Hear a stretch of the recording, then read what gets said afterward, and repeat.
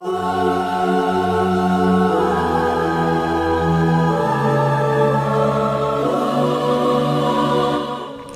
ಸ್ನೇಹಿತರೆ, ಹೇಗಿದ್ದೀರಾ? Story master YouTube ಚಾನಲ್ಗೆ ಸ್ವಾಗತ. ಸ್ನೇಹಿತರೆ, ನಿಮಗೆ ಗೊತ್ತಾ, ನೀರಿನ ಕ್ಯಾನ್ ಮಾರ್ತಿದ್ದ ಹುಡುಗ, ಒಮ್ಮೆ 5ನೇ ಕ್ಲಾಸ್ ಫೇಲ್ ಆದ ಹುಡುಗ, ಇಂದು ನಟ, ನಿರ್ದೇಶಕ, ನಿರ್ಮಾಪಕ ಮತ್ತು ರಾಷ್ಟ್ರ ಪ್ರಶಸ್ತಿ ವಿಜೇತ. ತನ್ನ ವಿಭಿನ್ನ ಶೈಲಿಯ ಚಿತ್ರಗಳಿಂದ ಜನರ ಮೆಚ್ಚುಗೆ ಪಡೆದ ನಾಯಕ ನಟ ಅವರೇ ನಮ್ಮ ರಿಷಬ್ ಶೆಟ್ಟಿ. ಹೌದು ಸ್ನೇಹಿತರೆ, ರಿಷಬ್ ಶೆಟ್ಟಿ ನಮ್ಮ ಕರ್ನಾಟಕದ ಆಸ್ತಿ ಅಂದರೆ ತಪ್ಪಾಗಲ್ಲ. ಜನರ ಯೋಚನೆಗೂ ಮೀರಿದ ಸಿನಿಮಾಗಳು ಮತ್ತು ನಟನೆಗಳಿಂದಾಗಿ ಸಿನಿಮಾ ರಂಗದಲ್ಲಿ ತಮ್ಮ ಕಾಯಂ ಸ್ಥಾನ ಪಡೆದಿದ್ದಾರೆ.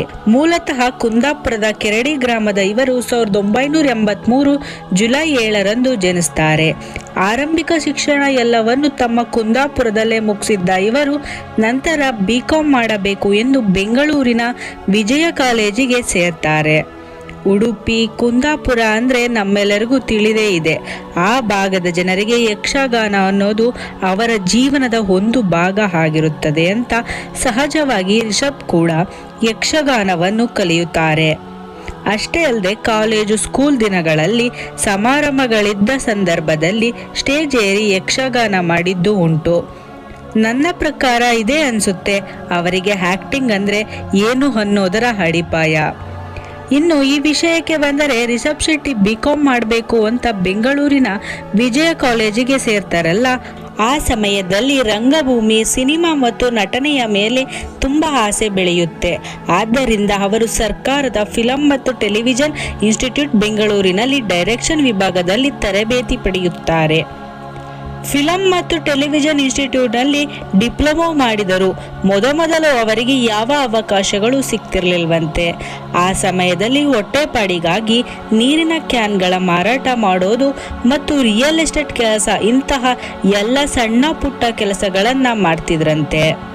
ಇದರಿಂದ ಬಂದ ಎಲ್ಲ ದುಡ್ಡನ್ನು ಸೇರಿಸಿ ಅವರು ಒಂದು ಹೋಟೆಲ್ನ ಪ್ರಾರಂಭ ಮಾಡ್ತಾರೆ. ಆ ಹೋಟೆಲ್ ಕೆಲವೇ ದಿನಗಳಲ್ಲಿ ಲಾಸಿಂದ ಮುಚ್ಚಲಾಗುತ್ತದೆ. ಕಷ್ಟಪಟ್ಟು ದುಡಿದ ಎಲ್ಲ ಹಣ ನೀರಿನಲ್ಲಿ ಹೋಮ ಮಾಡ್ದಂಗೆ ಆಗ್ಬಿಡುತ್ತೆ. ಪ್ರಾರಂಭದಲ್ಲಿ ಅವರು ಅಸಿಸ್ಟೆಂಟ್ ಡೈರೆಕ್ಟ್ ಆಗಿ ಕೆಲಸ ಪ್ರಾರಂಭಿಸಿದರು. ನಂತರ ಚಿಕ್ಕ ಪಾತ್ರಗಳು ಸಿಕ್ಕವು. ತುಗ್ಲಕ್, ಲೂಸಿಯಾ, ಉಳಿದವರು ಕಂಡಂತೆ ಈ ಪಾತ್ರಗಳು ಸಣ್ಣದಾದರೂ ಪ್ರೇಕ್ಷಕರ ಗಮನ ಸೆಳೆದವು.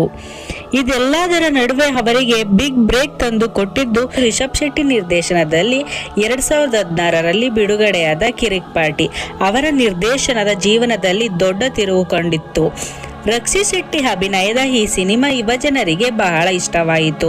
ಸ್ನೇಹ, ಪ್ರೀತಿ, ಕಾಲೇಜು ಜೀವನದ ರಿಯಲಿಸ್ಟಿಕ್ ಚಿತ್ರಣದಿಂದ ಬಾಕ್ಸ್ ಆಫೀಸ್ ಹಿಟ್ ಆಯಿತು. 2019ರಲ್ಲಿ ಬೆಲ್ ಬಾಟಮ್ ಚಿತ್ರದ ಮೂಲಕ ಹೀರೋ ಆಗಿ ಕಾಣಿಸಿಕೊಳ್ಳುತ್ತಾರೆ. ನಂತರ ಗರುಡ ಗಮನ ವೃಷಭ ವಾಹನ ಚಿತ್ರದಲ್ಲಿ ಮಂಗಳೂರಿನ ಮೂಲದ ದರೋಡೆಕೋರ ಹರಿ ಪಾತ್ರದಲ್ಲಿ ಕಾಣಿಸಿಕೊಳ್ಳುತ್ತಾರೆ. ಇನ್ನೊಂದು ಬಿಗ್ ಬ್ರೇಕ್ ತಂದುಕೊಟ್ಟಂತಹ ಸಿನಿಮಾ ಅಂದರೆ 2022ರಲ್ಲಿ ತೆರೆ ಕಂಡ ಕಾಂತಾರ ಚಿತ್ರ. ರಿಷಬ್ ಶೆಟ್ಟಿ ಬರಹಗಾರ, ನಿರ್ದೇಶಕ ಮತ್ತು ನಾಯಕನಾಗಿ 3 ಪಾತ್ರಗಳಲ್ಲಿ ಕಾಣಿಸಿಕೊಳ್ಳುತ್ತಾರೆ. ಈ ಚಿತ್ರ ಹಳ್ಳಿಯ ದೇವರ ನಂಬಿಕೆ, ದೈವ ಭಕ್ತಿ, ನಿಸರ್ಗ ಮತ್ತು ಮಾನವನ ಅಹಂಕಾರದ ಸಾಂಸ್ಕೃತಿಕ ಕಥೆ ಆಗಿರುತ್ತದೆ. ಮೊದಲ ವಾರ ಸಣ್ಣ ಚಿತ್ರ ಎನಿಸಿಕೊಂಡರೂ ಜನರ ಮಾತಿನ ಮೂಲಕ ಪೂರ ಭಾರತದಲ್ಲಿ ಹಿಟ್ ಆಯಿತು. ಚಿತ್ರವು ನಂತರ ಹಿಂದಿ, ತೆಲುಗು, ತಮಿಳು, ಮಲಯಾಳಂ ಭಾಷೆಗಳಲ್ಲಿ ಡಬ್ ಆಗಿ ಪ್ಯಾನ್ ಇಂಡಿಯಾ ಮೆಚ್ಚುಗೆ ಗಳಿಸಿತು. ಶೆಟ್ಟಿ ಅವರೇ ಹೇಳಿಕೊಂಡಿರುವ ಹಾಗೆ ಕಾಂತಾರ ಚಿತ್ರ ಮಾಡಿದ್ದು ಕೇವಲ ಕನ್ನಡಿಗರಿಗಾಗಿ ಮಾತ್ರ. ಆದರೆ ಅವರ ಆಕ್ಟಿಂಗ್, ನಿರ್ದೇಶನ ಮತ್ತು ಆ ವಿಭಿನ್ನ ಕಥೆಯಿಂದಾಗಿ ಅದು ಕನ್ನಡ ಸೇರಿದಂತೆ ಇನ್ನು ಹಲವಾರು ಭಾಷೆಗಳಿಗೆ ಡಬ್ಬಿಂಗ್ ಮಾಡಲಾಯಿತು. ವಿಶ್ವದಾದ್ಯಂತ ರಿಷಬ್ ಶೆಟ್ಟಿಗೆ ಒಳ್ಳೆ ಹೆಸರಿನ ಜೊತೆಗೆ ಒಳ್ಳೆ ಕಲೆಕ್ಷನ್ ತಂದು ಕೊಟ್ಟಿತ್ತು.